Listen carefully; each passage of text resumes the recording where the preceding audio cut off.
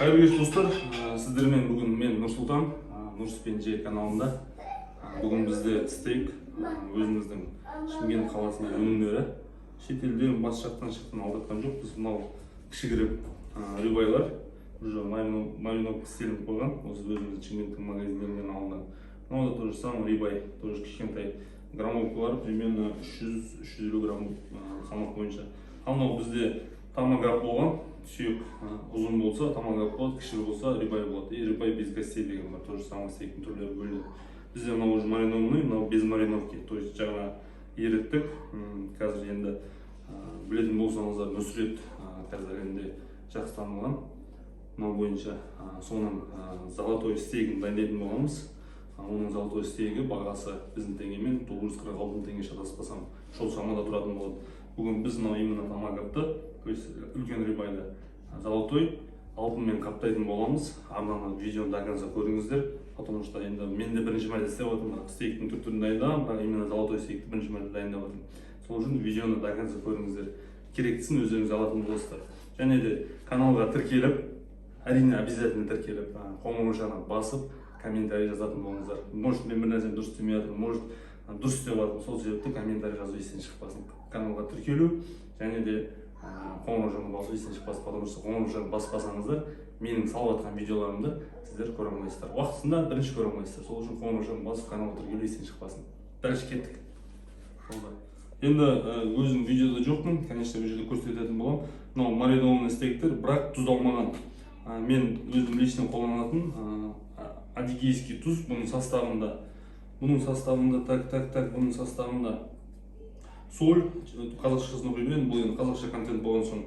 Құрама тұз, кориандр, ақжелкен, сарымсақ, қарабұрыш, райхан, жарамдылық мерзімі, понятно. Үшін маған ұнайтын нәрсесі, ұнайтын препаралар болғандықтан осы нәрсені постоянно пайдаланамын.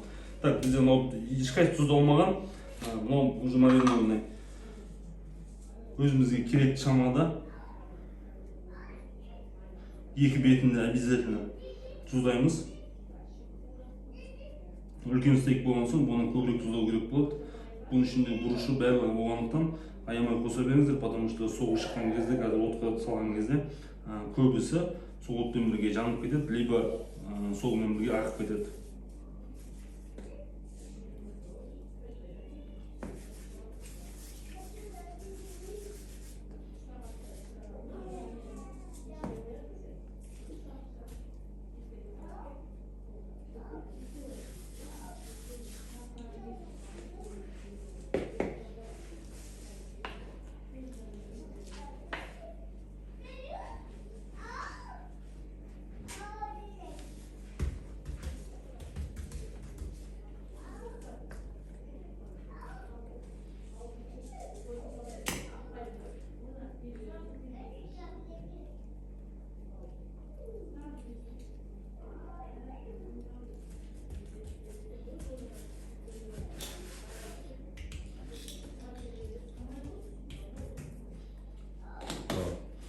Біз тұздадық, бұрыштадық. Енді бұл үй температурасында 10-15 минут тұрсын, біз 15 минутта газ сыртқа шығып, отты жағып, шоғын дайындайтын боламыз, пока бұл үй жағдайында тұра берсін.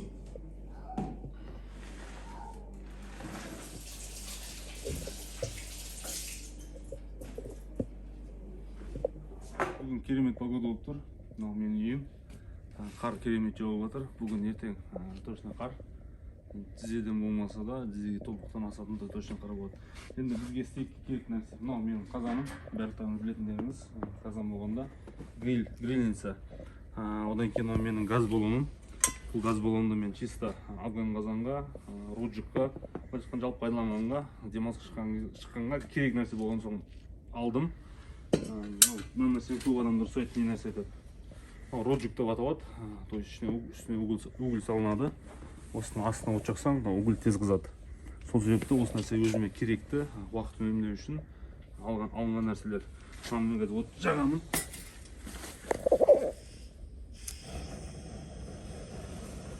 От жағылады. Оның үстіне руджик қойылады. Болды. 10-15 минут күтесіздер. 15 минут күтесіздер. Мынау шоу уже дайын болады. Шоу табасыздар, оның үстіне аударасыздар. В принципе, оттарыңыз дайын болады. Қағаз жағып, май тамыз ол нәрсенің керегі жоқ. Мынау бака дайын болып жатыр. Мынау мен үйім. Сыртын биыл қаптадық. Тфай-тфай үйдің іші зор жылы болып қалды. Мынау менің машинам. Білесіздер, Ларгус. Мынау менің есігімнің алды. Мынау менің келіншегім машинасы. Досым, мен сол арасында сіздерге ескертіп кетейін деп едім. Каналға тіркеліп, лайк басып, комментарий жазу естен шықпасын, потому что мен сіздер үшін осы қазақша контент таңдадым. Сол үшін менің еңбегімді бағалап, қолдап жіберіңіздер, видеоны до конца көріңіздер. Ол мен братишкам, дальнобой, фурист. Ол менің есігімнің алды. Енді мен танитындарым көбісі біледі ғой. Жалпы мен қайда тұратынымды. Енді погода жалпы керемет болып тұр. Қыс ауасы бүгін декабрьдің 9-ы. Енді қазір видеоны қысқартып түсіремін, конечно, полностью бәрін көрмейтін боласыздар. Мен маңғалдам алдым 3-4 күн бұрын шашлик істеп едім, сол жиналмады. Ар жақта бардак болып жатыр, енді дұрыс қой, енді қыс ауасы мықты тұрған заттан масқы жинап қойғанбыз. Болды, видеоны тамашалаңыздар, каналға тіркелуді ұмытпаңыздар, қоңыраушаны басып қойыңыздар. Қазір қызықтың бәрі алда болады, қалай пісіріп жатырмын, қанша уақытта пісіремін, бұның бәрін түсіретін боламын. Достар, бағана айтқандағыдай, мынау уже дайын болды. 10-15 минут деп айтып едім, одан аз да 7-8 минутта дайын болды. Оны аласың, грильге саласың. Шоқ уже дайын көргендегіңіздей. Бұл шоқ аз болады, біз тағы да бір дайын етін боламыз қазір. Кетті. В общем, шоқ бізде дайын болды. Шоқты равномерно жаямыз. Температурасын енді сөзбен айтып жеткізу өте қиын. Қатты ыстық, потому что стейкке керек ондай ыстық, потому что 250-200 градус кемі болу керек. Грильдің температурасы. Сеткісін бетіне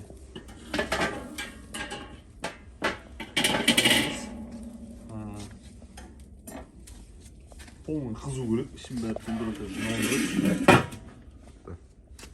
Температура уже 200-ден асты, 2 минут, 3 минут болған жоқ әлі. 200-ден асып жатыр, 210, 200 арқырап, 250 примерно 300-ге шейін қыздырған кездері болған температурасын. Енді мәселе грильді қызады сеткісі, обязательно тазалау керек. Обязательно тазалау керек. Гриль туралы отдельно айтып беретін боламын, қазір дайындап жатқан кезімде. Машина алдым, қайтадан алдым, жалпы жақсы нәрсе екен, жаман нәрсе екен, дүние дұрыс. Пока жұмыс барысы болса, мынаны тоже отдельно сатып алғам. Білмеймін, есімде жоқ, 7 мың теңге ма, 10 мың теңге шамасы, сондай бағада. Одан кейін нені пайдаланып жүрген, шымшуырды, обычный шымшуырды пайдаланып жүрген, мынаны тоже отдельно алдым. Тоже 5,5 теңге ма, сондай бағаға шықты. Бұл енді обязательно керек нәрсе, стейкке дайындаған кезде ең керек нәрселердің бірі, потому что олсыз. Енді мен ютубқа тойып алғам ғой, енді ютубтан көргем, содан кейін барлығын жинауға тырыстым.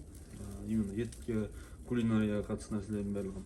Грильді алдым бірінші очередь, одан кейін былайша пайдаланып жүрдім, білмеген нәрселерім болды. Күйдіріп алатын кездері болды, сырой пісіп қалатын кездері болды. Жалпы енді оның бәрі опыт, пісіресің, көресің, содан кейін барып уже жайлап қолым үйрене бастайды. Бетін тазалап болған соң,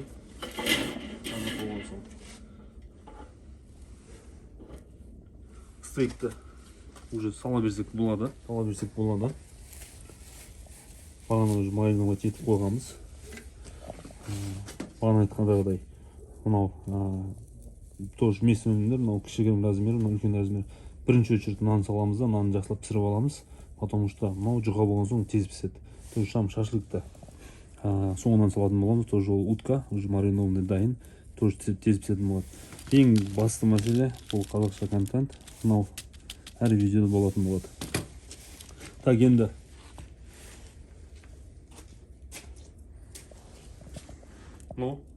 ең контенттің қоразы болып тұрған стейк томагав, Нұсреттің золотой стейгі пісетін болады қазір. Қараңыздар, видеоның соңына шейін көруді.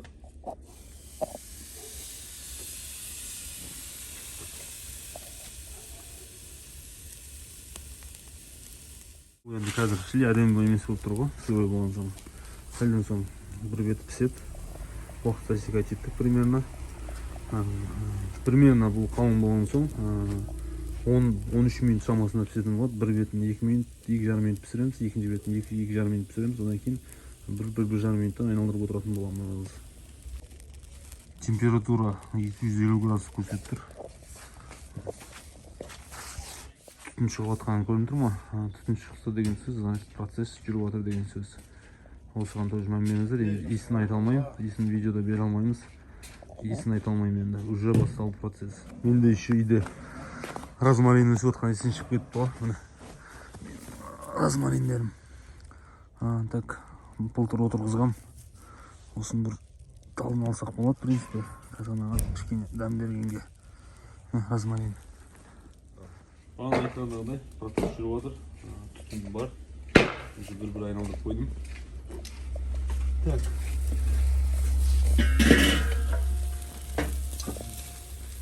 Стектерді бір айналдырдым.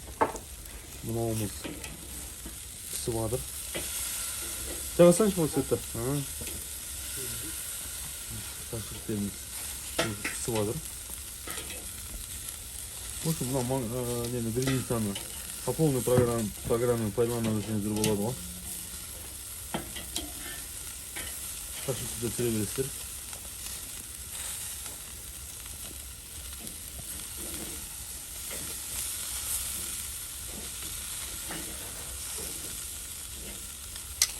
Осы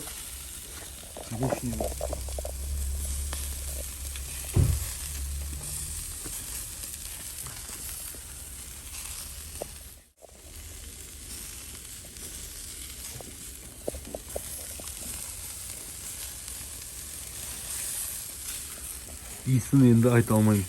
Видеода, конечно, иісті бере алмайсың.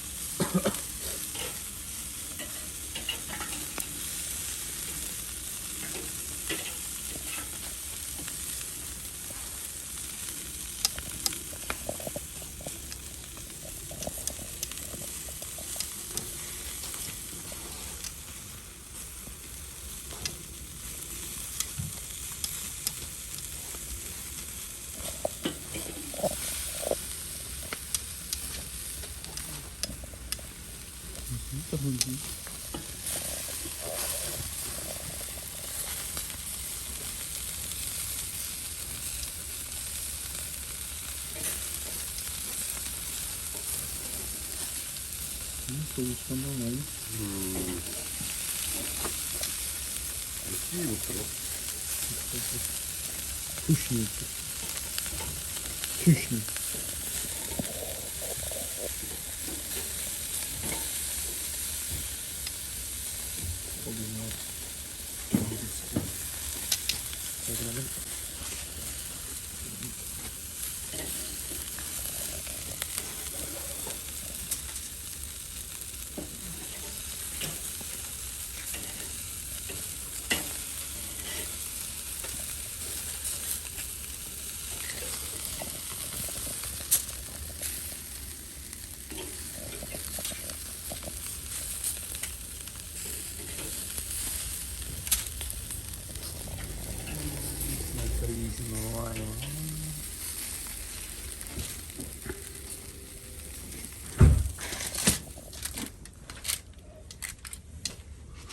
Zogen.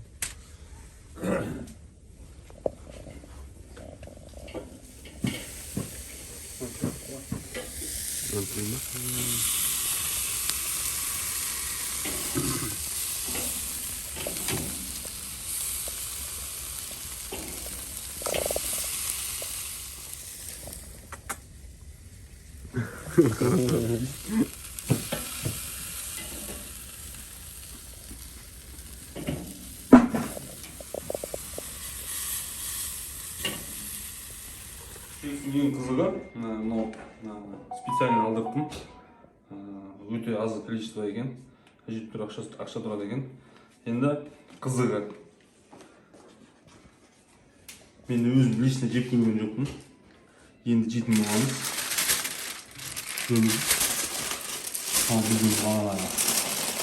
Біздің стейгіміз. Қанша суы шығып жатыр.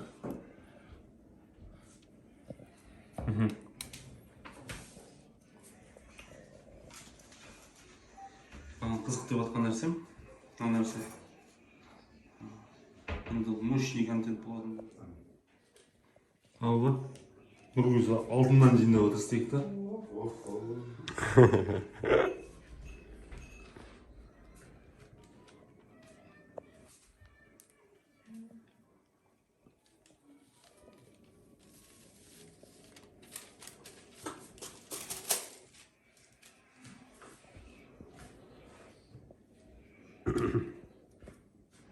Мен YouTube'дан обзорларын көрдім, именно бұл алтынның.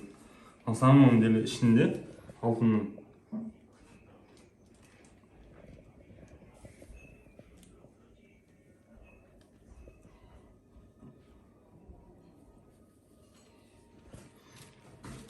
Алтынның құрамы бар екен. 24 карат алтынның. Еле ма? Шыққан не ғой өзі?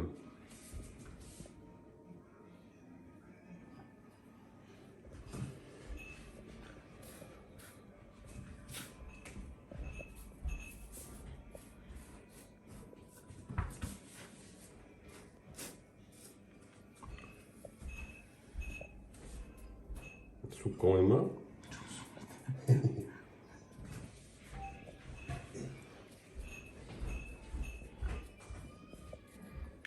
Осындай стейк болып жатыр деп шын.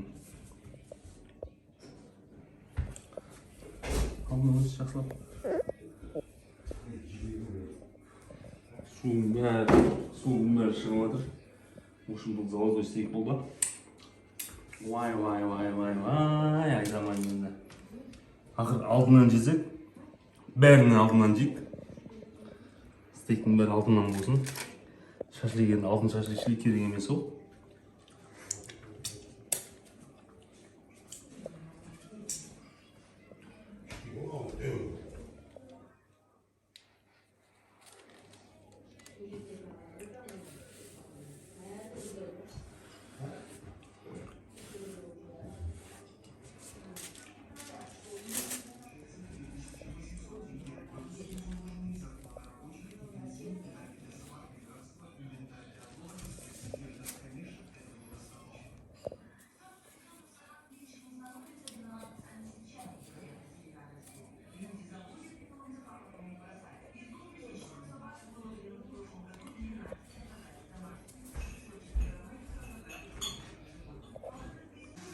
Қызығы бұның турауы, подача дейді ғой, сондай нәрсе. Мыналар қарашыққа қойып қойған, мыналар қарашыққа сымылы. Как нұсырет істеген сияқты ғой.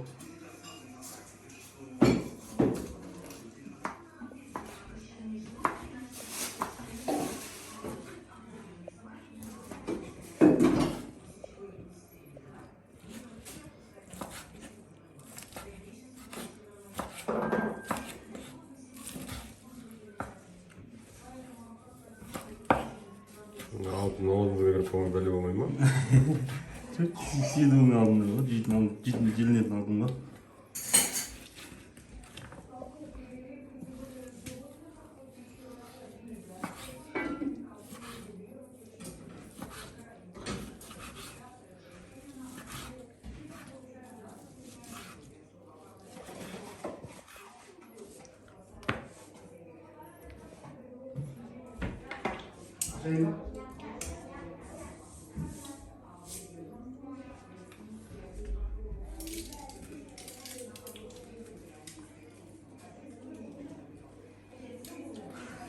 Осы тема. Дәмін көрейік енді. Піссін ол. Ең жетімен басыншы.